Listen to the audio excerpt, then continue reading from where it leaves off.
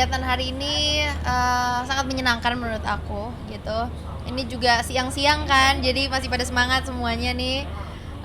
Terus juga ini kan aku lagi ada di acara The Girl Fest, di mana banyak banget speaker-speaker, wanita-wanita, perempuan-perempuan sukses ya, dan luar biasa, sangat terhormat sekali aku bisa mengisi acara ini. Aku sangat terinspirasi banget sama speaker-speaker yang lainnya juga, luar biasa pokoknya, keren banget lah. Tapi kalau kamu dituju sebagai pembicara, seperti apa sih? Tadi sempat grogi atau sharing apa yang mau kamu sampaikan ke peserta nanti?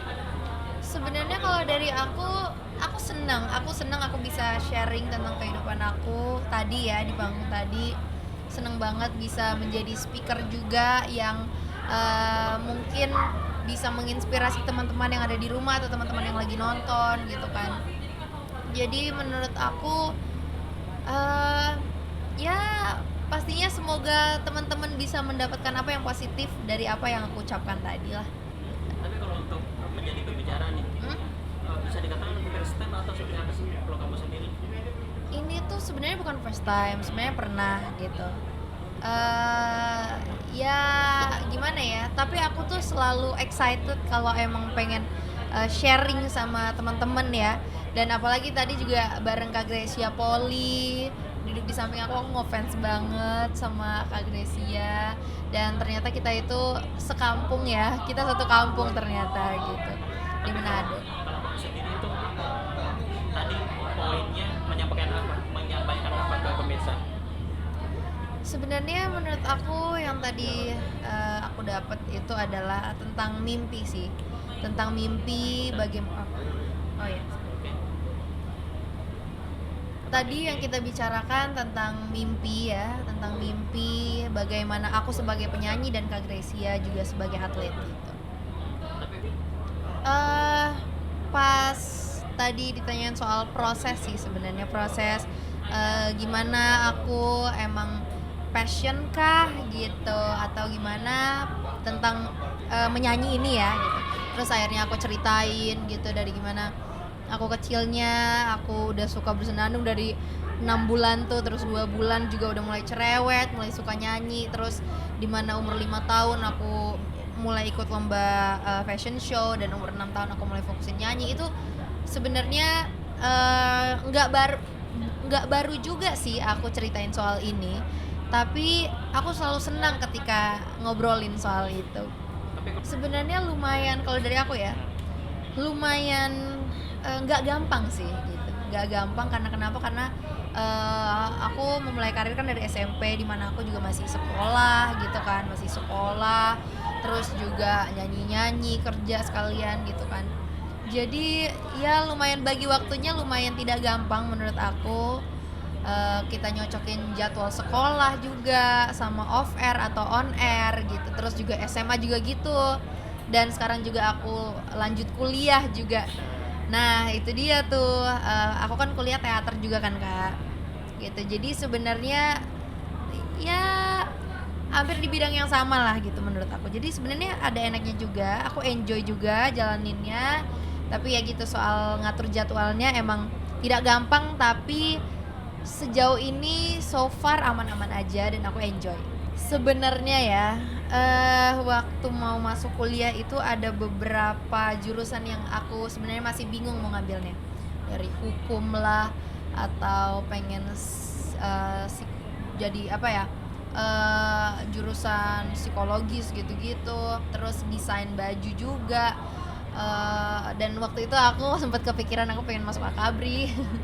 Eh, tapi nggak tahu kenapa tiba-tiba aku tuh jadi suka banget film, suka nonton gitu. Terus juga pengen apa ya, aku tuh salah satunya kenapa pengen hukum terus pengen akabri itu juga salah satunya gara-gara aku nonton film.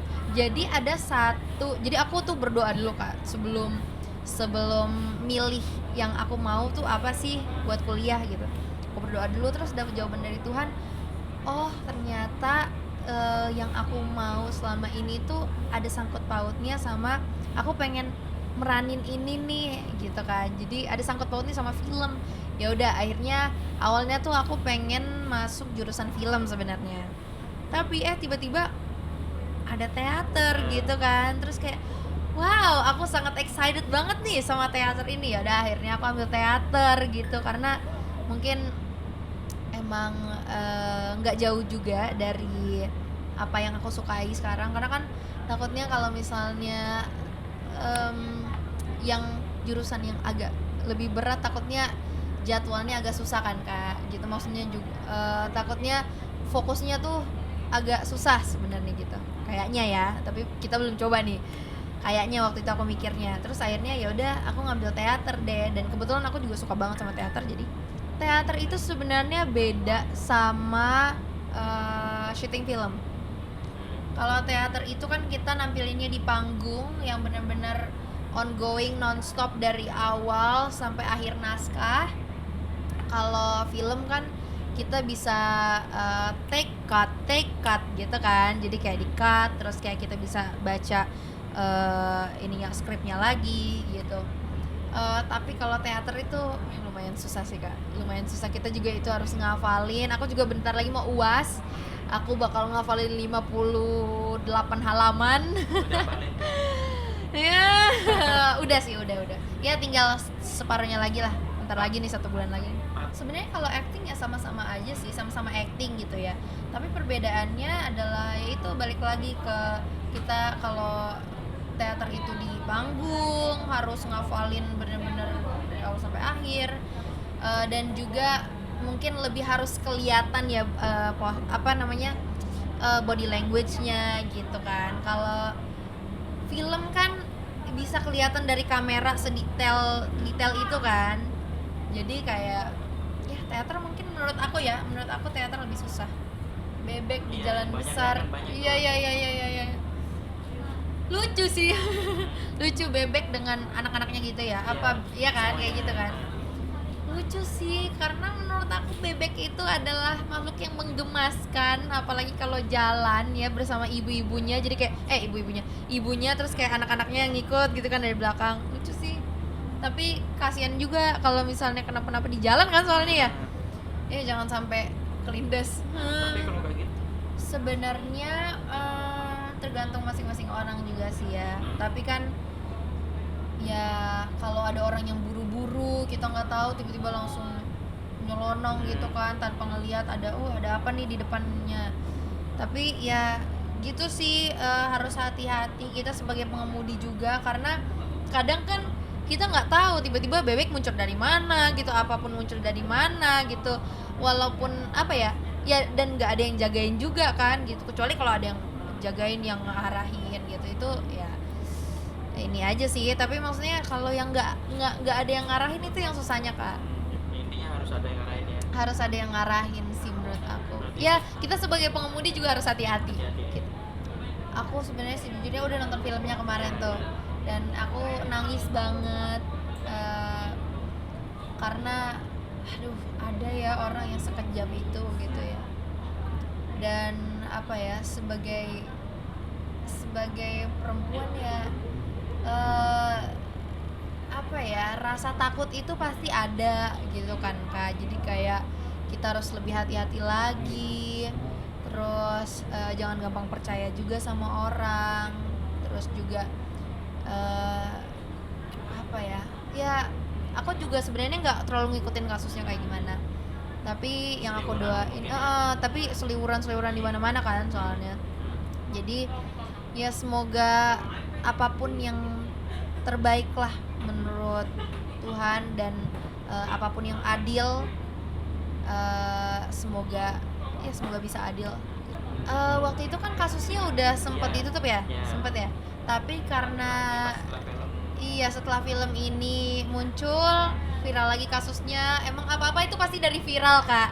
Viral itu bener-bener wah, pokoknya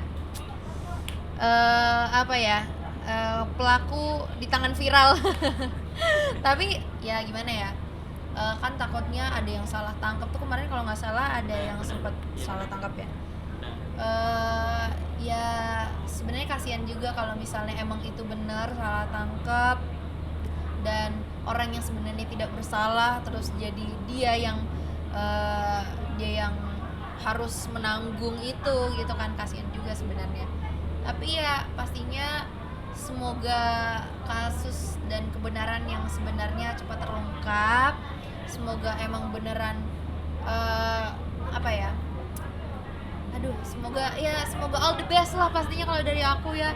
Aduh, aku masih merinding kalau misalnya nginget-nginget kasus itu tuh. Iya, karena aku udah nonton filmnya gitu.